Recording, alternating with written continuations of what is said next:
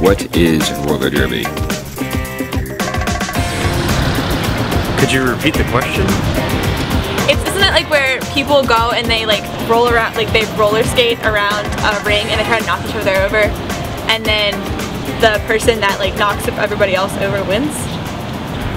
It seems like a pretty neat thing to see. I mean, if I had the opportunity to see it live, I probably would like to. It seems like it's good competitive fun. Roller derby is one of the most fascinating sports that man ever created. You can't figure it out. I don't know how they score. All I know is that they like to hit each other, go over the railings, and pull people past them. It's a fascinating sport. I'd like to meet the person that invented roller derby because it is extremely fascinating. The term roller derby dates to the 1920s, originally used to describe roller skate races. In the late 1930s, Leo Seltzer's touring competition, Transcontinental Roller Derby, began to evolve from a marathon skating race on a raised track to a more physical competition, emphasizing skater collisions and falls. This evolved into the foundation of the team sport that still exists today, 2 teams of 5 skaters who score points by passing members of the opposing team. Both men and women competed in roller derby from its inception. Seltzer's roller derby events drew increasingly large audiences once the sport began to be televised in the late 1940s. In the early 1960s, after Leo Seltzer transferred his business to his son, Jerry, competing roller derby franchises emerged, some of which emphasized theatrics more than sport. As popularity dwindled, Jerry Seltzer shut down his roller derby organization in 1973. There were several short-lived attempts to revive versions of the old sport in the 1980s and 1990s, including roller games, which featured a figure-8-shaped banked track and stunts like alligator pits. Some versions of roller derby, including roller games, included stage actions and storylines, similar to professional wrestling leagues. In the early 2000s, modern women's roller derby got a start in Austin, Texas. Starting with the Texas Roller Girls, these new leagues formed as businesses run by the athletes themselves. The flat track version of the sport spread like wildfire in subsequent years, as the ability to mark track boundaries on a skating rink floor or other venues, rather than building and storing a large banked track, made it possible to play the game just about anywhere. By 2010, there were more than 450 flat track roller derby leagues worldwide. Here's how it works. There are 2 teams of skaters made of 3 blockers, 1 pivot, and 1 jammer.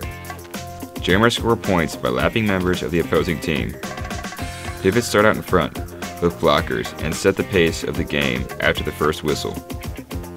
The jammers begin 20 feet behind the group and begin to skate on the second whistle. The objective is to prevent the opposing jammer from passing your team, while your jammer laps the opposing team and scores as many points as possible. The Roller Girls are professional athletes, but they do not receive a salary from the league. They buy their own equipment and have to pay the travel expenses for their away bouts. The team makes money from ticket sales and may receive donations from fans and local businesses. In some cases, a local business sponsors a team and provides them with jerseys or other equipment. All the income is used to rent venues and to cover event production costs. Who competes? Anyone can do it. There's no size restriction. You can be small, you can be big, you can be slow, you can be fast. Every single body type has a purpose in roller derby. My friend in art school skated. She's still with us, but she's gone right now. But she is smaller than me.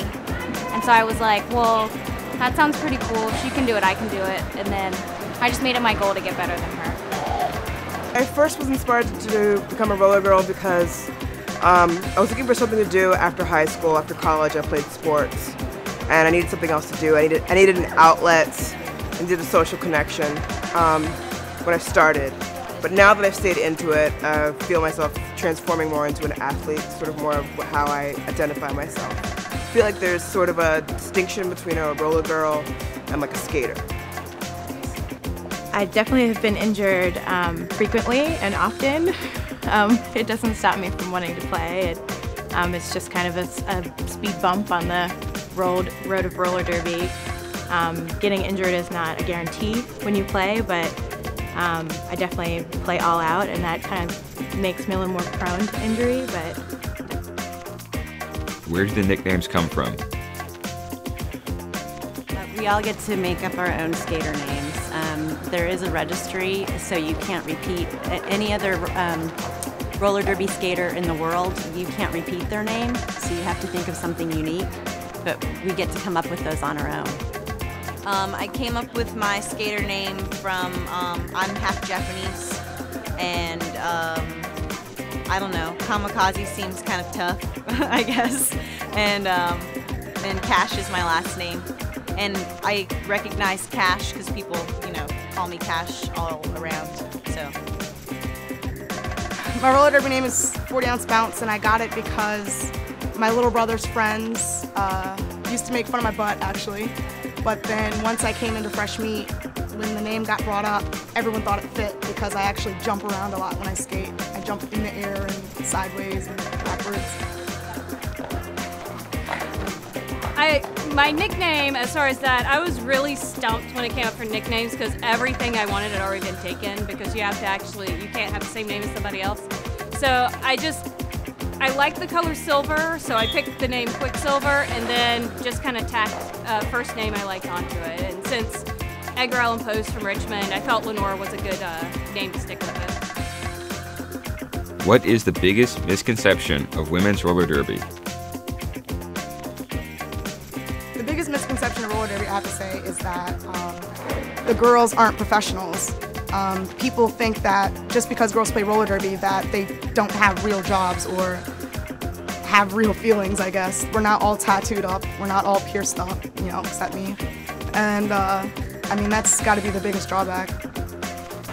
I think the biggest misconception is that it's all kind of this fake, glamorous, like girls beating each other up for the sake of hitting each other, when it's really a strategic sport. We put a lot of time into it, and I don't think people realize how big of a part of our lives this is.